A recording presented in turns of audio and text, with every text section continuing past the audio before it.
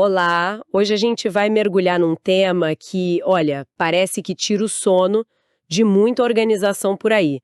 Por que será que tantos projetos, né, mesmo aqueles entregues no prazo, dentro do orçamento, acabam não gerando o valor que se esperava? Vamos falar sobre gerenciamento da realização de benefícios, o tal do BRM. E a nossa conversa vai ser guiada pelas ideias de um guia de práticas do PMI, o Project Management Institute. A fonte é um material bem completo, focado justamente nisso. Como é que a gente conecta portfólios, programas, projetos, com os resultados que de fato importam para a organização. E a nossa missão aqui, digamos assim, é entender por que esse BRM é visto como o elo perdido, né, entre a estratégia e os resultados concretos dos projetos. Mas, ao mesmo tempo, porque tão poucas empresas, o próprio PMI diz que é só uma em cada 3, se sentem realmente maduras nisso. É um número baixo, né? Ok, vamos tentar desembrulhar essa história. É um paradoxo interessante, né? Porque muitas vezes se comemora o fim do projeto, a entrega. Mas aí o valor estratégico mesmo, aquele que justificou tudo, cadê? O BRM é justamente a disciplina que tenta construir essa ponte, sabe? Uma ponte mais sólida entre o dinheiro investido, o esforço e os ganhos reais lá na ponta. Exato. Sem ele, corre-se um risco enorme de gastar recursos, tempo, energia em coisas que, no fim, não mudam o jogo para a organização. E essa estatística que você mencionou, 1 em 3 com maturidade alta, é preocupante. E tem outro dado do guia que me chamou atenção. Só 31% das organizações focam em desenvolver essa capacidade de entregar valor. Parece pouco priorizado, né? Então, o que exatamente define esse gerenciamento da realização de benefícios? O que ele é na prática? Olha, de forma simples, o BRM é a organização, a gestão do dia a dia mesmo, para garantir que aqueles benefícios potenciais que vêm dos investimentos em projetos, programas, portfólios, sejam primeiro identificados, claro, depois planejados, aí sim, alcançados e, ponto crucial, sustentados ao longo do tempo. Sustentados, isso é importante. Muito.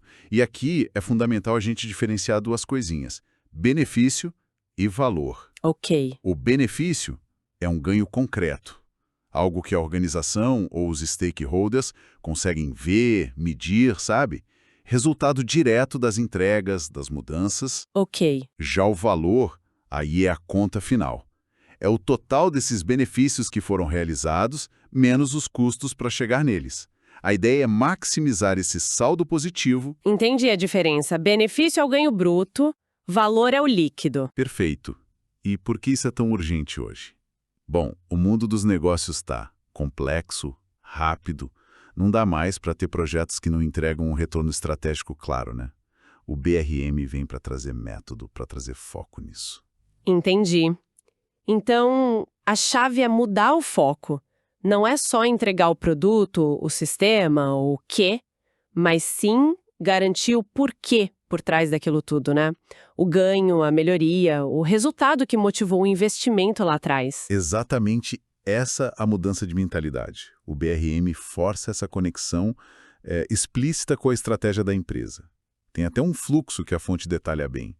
A estratégia geral define as iniciativas, portfólios, projetos. Certo. Essas iniciativas geram as entregas, os outputs concretos.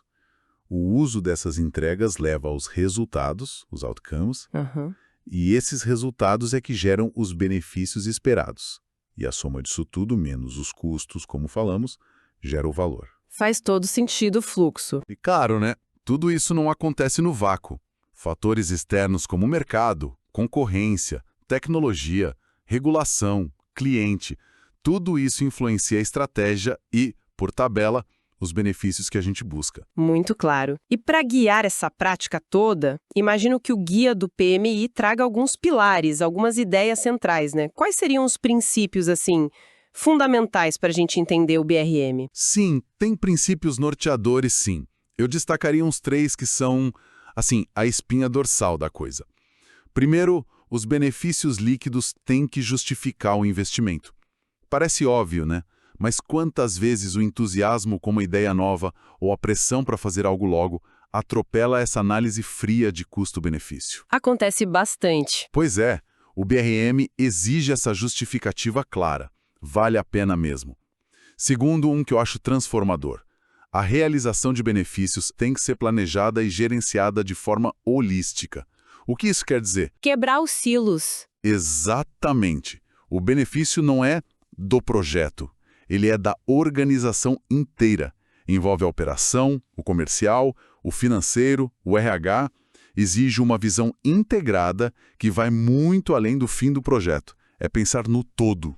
Isso muda tudo. E terceiro, que faz os outros funcionarem, precisa ter governança e recursos adequados. BRM não brota do chão. Tem que ter estrutura, papéis definidos, e aqui entra a figura-chave do dono do benefício. Responsabilidades claras e o apoio lá de cima, da diretoria. Se não vira só discurso, né? Esse ponto da gestão holística me parece o grande nó. Talvez o maior desafio cultural.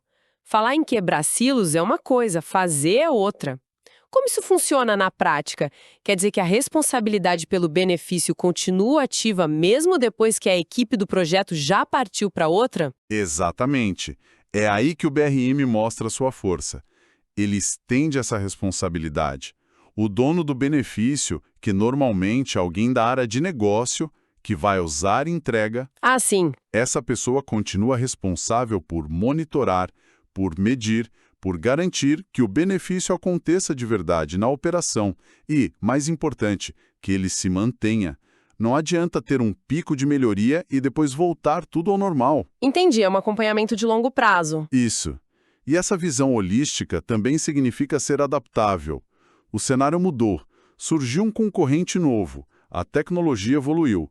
O BRM permite reavaliar os benefícios, talvez ajustar as metas ou até mesmo mudar a rota da iniciativa. O foco é sempre no valor final, não em seguir o plano original cegamente. Ok, os princípios dão o norte. Mas, assim, na prática, no dia a dia, como as organizações fazem isso acontecer? Quais são os ingredientes para esse bolo crescer? A fonte deve falar de facilitadores, né? Sim, fala sim. E são cruciais. Porque não adianta ter princípio bonito no papel se a realidade não ajuda, né? Um facilitador-chave é estabelecer papéis e responsabilidades muito claros. Tem que ficar explícito quem é o dono do benefício, quem vai medir, quem cobra, quem decide se precisar mudar algo. Definir o quem, né? Exato. Definir isso logo no começo evita que a bola fique quicando e ninguém chute para o gol. A figura do dono do benefício, com accountability real, com poder para agir, é central nisso. Faz sentido. E além dos papéis? Outro ponto essencial é desenvolver a cultura certa. Isso é mais sutil, mas talvez o mais importante. Significa falar de benefícios abertamente, desde a ideia inicial, não só no fim. Valorizar tanto o que dá para medir em dinheiro, quanto o intangível, como moral da equipe ou imagem da marca. Ter uma governança que realmente cobre a entrega desses benefícios, não só do projeto em si. E promover uma comunicação transparente, sabe? Inclusive sobre problemas, sem aquela cultura de caça às bruxas quando algo dá errado. É uma mudança de mindset mesmo. Uma cultura de valor, não só de tarefa. Perfeito. E junto com a cultura vem a necessidade de investir nas habilidades certas. Gerenciar benefício exige mais do que só gerenciar escopo e prazo. Exige análise de negócio, visão estratégica, saber gerenciar mudanças, conversar com gente de áreas diferentes. As equipes precisam ser capacitadas para isso, desde o executivo até o analista. Certo, habilidades específicas. E claro, 2 pontos que andam juntos: flexibilidade e gestão de riscos. O mundo não para de girar, né? Os benefícios planejados podem não ser mais viáveis, ou podem surgir outros. Precisa ter processo para identificar o que ameaça os benefícios e também para identificar e gerenciar os desbenefícios. Ah, os desbenefícios, as consequências ruins, né? Isso. Aqueles efeitos colaterais negativos ou inesperados que quase todo projeto tem. Um sistema novo pode ser eficiente, mas gerar estresse na equipe no começo. Ignorar isso é pedir para ter problema. É interessante notar como tudo isso reforça a ideia de que não é responsabilidade de uma pessoa só.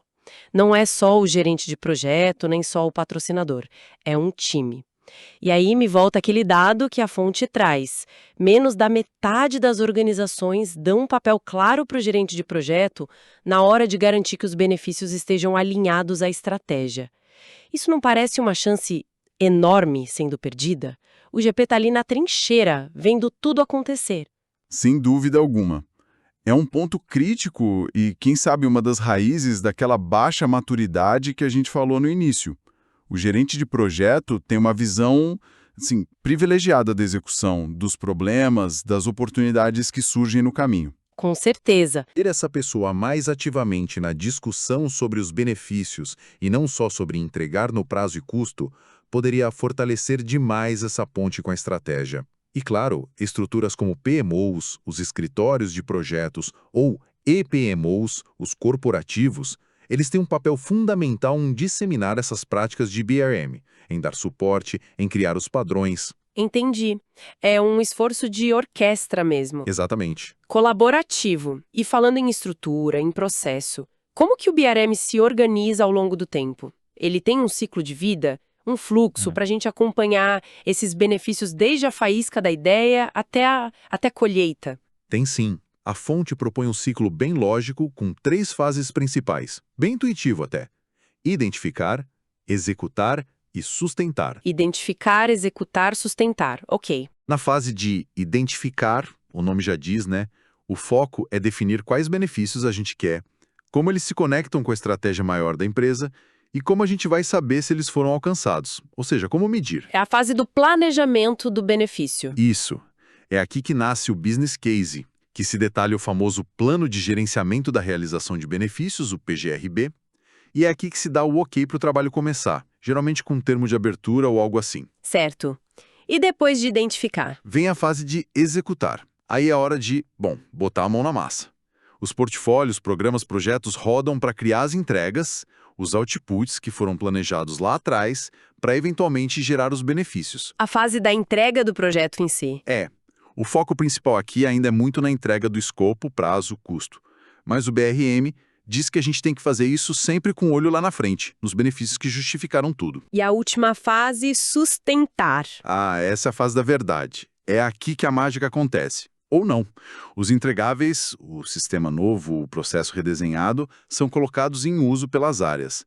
Os resultados, o outcomes, tipo a eficiência aumenta, o cliente fica mais satisfeito, começam a aparecer. E aí os benefícios são ou deveriam ser medidos, realizados e acompanhados. E essa fase pode ser longa, viu? Meses, às vezes anos. Exige monitoramento contínuo e, como falamos, às vezes precisa de ajuste fino para garantir que o valor continue lá, ou até para capturar mais valor do que o previsto. Entendi o ciclo. E para ajudar a navegar por essas fases que parecem ter bastante detalhe, imagino que existam ferramentas, né? Para não deixar a peteca cair. Com certeza. A complexidade pede ferramenta para dar clareza e organização. O PGRB, aquele plano de gerenciamento da realização de benefícios que eu falei, é tipo o Waze do benefício. Riscos no caminho, quem é responsável, é o documento central. Ok, o PGRB fundamental. O que mais? Outra ferramenta muito poderosa, especialmente para comunicação, é o mapa de benefícios.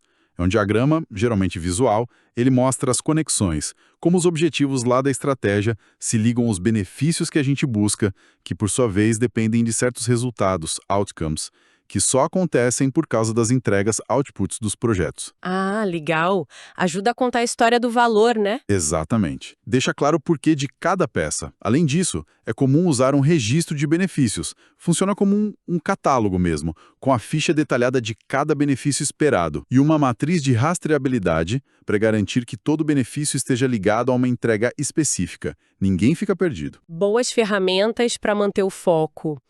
Você mencionou antes diferentes tipos de ganhos, tangível e intangível. Essa classificação dos benefícios ela é importante por quê? Ajuda em quê? E não podemos esquecer dos desbenefícios de novo, né? Sim, categorizar ajuda muito, principalmente na hora de medir e de conversar sobre eles. A divisão mais clássica é tangível versus intangível. Tangíveis são os mais fáceis, né? Redução de custo em X%, aumento de receita em Y%, ganho de produtividade que dá para botar na ponta do O lápis. financeiro, basicamente. Isso. Já os intangíveis, esses são o desafio. Melhoria da imagem da marca, satisfação do cliente, moral da equipe, são super reais, muitas vezes valem mais que os tangíveis. Mas como medir? É a pergunta de 1 milhão. Pois é. Mas a gente chega lá. Outra distinção útil é planejado versus emergente. Às vezes, no meio do caminho, surge um benefício que ninguém tinha pensado. Uma oportunidade inesperada. O BRM tem que ter espaço para reconhecer e abraçar esses ganhos emergentes também. Interessante. Não ficar preso só ao plano original. Exato. E sim, voltando aos desbenefits, não dá para ignorar os efeitos colaterais negativos. Um projeto pode ter sucesso no objetivo principal, mas gerar um problema em outra área. Mapear, medir e gerenciar essas consequências desfavoráveis é parte do jogo. Pensar nessas categorias, tangível e intangível, planejado, emergente, direto e indireto, financeiro, não financeiro, ajuda a ter um plano para cada tipo de impacto. Chegamos então num ponto que me parece nevrálgico, talvez o mais difícil e, quem sabe, o mais deixado de lado. A medição. Como é que a gente sabe se a promessa virou realidade? Especialmente com esses benefícios intangíveis. Falar que vai aumentar o moral é fácil. Agora, medir isso. É o calcanhar de Aquiles, sim. Medir é desafiador, mas sem medição o BRM vira só boa intenção, né? Perde o propósito. A responsabilidade principal, como falamos, é do dono do benefício. E o segredo, ou pelo menos parte dele, é definir as métricas antes de começar o trabalho pesado. Definir cedo. Sim. E pensar em 2 tipos de métricas. As de progresso, a gente está indo na direção certa durante a execução, e as de realização. O benefício aconteceu mesmo depois da entrega? Progresso e realização. Ok. E o ponto-chave aqui é medir o avanço em direção aos benefícios, não só o percentual de tarefas concluídas do projeto. O foco tem que mudar do cronograma para o valor. Para os tangíveis é mais direto. ROI, payback, redução de custo de X para Y. As métricas financeiras tradicionais. Isso. Agora, para os intangíveis, aí entra a arte de encontrar proxies. Indicadores que representam aquele conceito abstrato. Não dá para medir moral com um termômetro, certo? Mas a gente pode olhar, por exemplo, taxa de rotatividade de funcionário, resultado de pesquisa de clima, absenteísmo. Indicadores indiretos mais relacionados. Exato. Para satisfação do cliente, podemos usar NPS, Net Promoter Score, taxa de recompra, número de reclamações na central. A ideia é achar esses indicadores que, mesmo não sendo o benefício em si, refletem ele de forma confiável.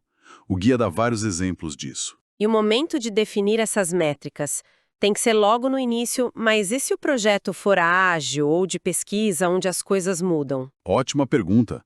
O ideal é definir cedo, sim, lá na fase de identificar, mas tem que ter flexibilidade. Especialmente em ambientes ágeis ou de P&D, onde o próprio produto ou resultado evolui, as métricas talvez precisem evoluir junto. O importante é ter métricas e acompanhá-las, mesmo que elas precisem ser refinadas ao longo do caminho. Rigidez demais pode ser tão ruim quanto não medir nada. Certo. Então, para a gente ir amarrando as pontas. A grande mensagem aqui parece ser que o BRM, o gerenciamento da realização de benefícios, não é só um plus, um acessório. Ele é, na verdade, a engrenagem que faz a conexão entre a estratégia lá de cima e as entregas do dia a dia. É o que garante que o esforço, o dinheiro investido nos projetos e programas, que tudo isso se traduza em valor de verdade para a organização. Exatamente. Mas não é simples. Exige intenção, clareza de quem faz o quê, uma cultura que olhe além da tarefa entregue e um jeito sério de medir se a gente está chegando lá ou não. É uma mudança e tanto em relação àquele gerenciamento mais antigo, focado só em escopo, prazo e custo, né? É uma mudança de paradigma total. Sair da eficiência na entrega, fazer certa coisa, para a eficácia na geração de valor, fazer a coisa certa. E lembrando aquele dado lá do começo da baixa maturidade das empresas nisso. Talvez a reflexão final que o guia provoca, ainda que indiretamente, seja sobre os tais direcionadores de valor, value drivers. Direcionadores de valor. Em vez de só justificar projetos com base em benefícios que aparecem, talvez as organizações mais maduras se perguntem primeiro, o que realmente move o ponteiro do nosso sucesso estratégico? Quais são nossos grandes direcionadores? E aí sim, buscar proativamente as iniciativas e os benefícios que vão alavancar esses direcionadores específicos. Ah, interessante. Inverte a lógica. Inverte. Transforma o BRM de uma ferramenta de controle e de verificação num motor de estratégia. E a pergunta que fica no ar é: será que as organizações estão prontas para fazer essa pergunta fundamental e, mais importante, agir com base na resposta? Porque dominar o BRM hoje talvez não seja só uma boa prática. Pode ser a diferença entre quem prospera e quem fica para trás nesse cenário tão competitivo. Uma provocação excelente para a gente fechar essa nossa análise das ideias do Guia de Práticas de Gerenciamento da Realização de Benefícios do PMI. Esperamos que a conversa tenha sido útil, tenha esclarecido alguns pontos e, quem sabe, provocado aí algumas reflexões importantes sobre como gerar valor de verdade.